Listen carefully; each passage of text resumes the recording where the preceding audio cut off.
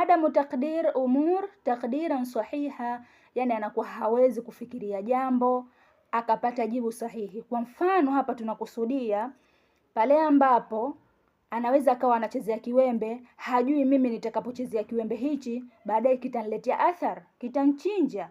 Kwa hiyo hawezi kufikiria hilo jambo mpaka umpe wewe hii taaluma.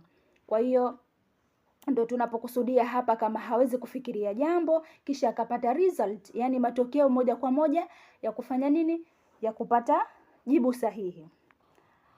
Wassalamu alaikum wa rahmatullahi wa barakatuh.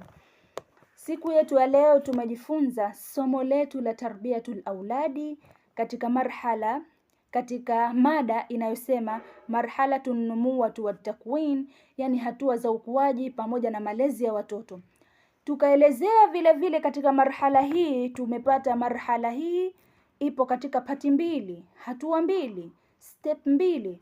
Step ya kwanza tumeipata marhalatul hamli ambayo tutakuja kuielezea darasa lake mbele insha Allah, hatua ya ujauzito.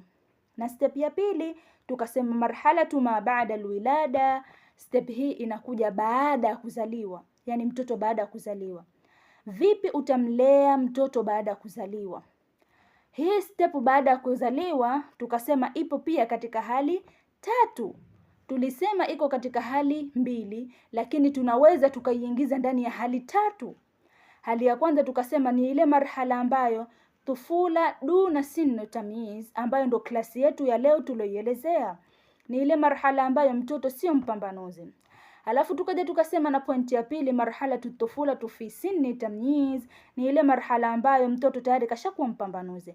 Na marhala ya mwisho ambayo hii hatuiti tena mtoto, tutamuita baligh, ni marhalatul bulugh, ambayo insha Allah hii klasi itakayoendelea insha Allah tutakuja kuendelea na marhala tutufula tufi sinni tamyiz. Tumeona katika marhala tutufula duna sinni tamyiz mtoto anapokuwa hajawa mpambanuzi, na anaanza kuwa mtoto sio mpambanuzi pale anapozaliwa mpaka anapokaribia miaka 7. Vile vile tukaona sifa zake. Sifa anazokuwa nazo, anakuwa anapenda kuigaiga sana. Ukimsikia mtu anasema hivi na yeye anaiga. Halafu sifa nyingine tukaona vile vile mtoto anapenda sana kufanya nini? Anapenda sana mtoto, yani anachoka haraka. Sifa alokuwa nazo, anachoka haraka, halafu hawezi kusubiri na kitu chochote, kwa sababu yeye si mpambanuzi, hawezi kusubiri kitu chochote. Halafu tukapata na at-talqin, yani kumtamkisha. Anatakikana hii sifa awe nayo mzazi, kumtamkisha mtoto wake hadithi za Mtume sallallahu alaihi wasallam na vitu vizuri ndani ya dini ambavyo ni vyepesi na vidogo vidogo. Tukaona na matatizo ambayo yanawakuta katika marhala hii. Matatizo ambayo yanawakuta katika marhala hii inakuwa ni mtoto anakuwa muongo sana, kutokana na lile tatizo ambalo unalianza wewe mzazi. Mtoto hawi muongo isipokuwa wewe utamkemea kwa kitu ama utampiga kwa pigo kubwa sana ambalo yeye hataweza kulimudu.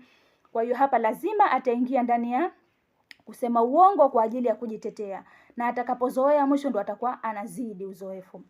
Na sifa hii anaweza akaibeba mpaka atakapokuwa marhala ya kubaligh, kutokana yeye lazima tu anataka kujitetea na kitu ambacho wewe utaweza kumwadhibu.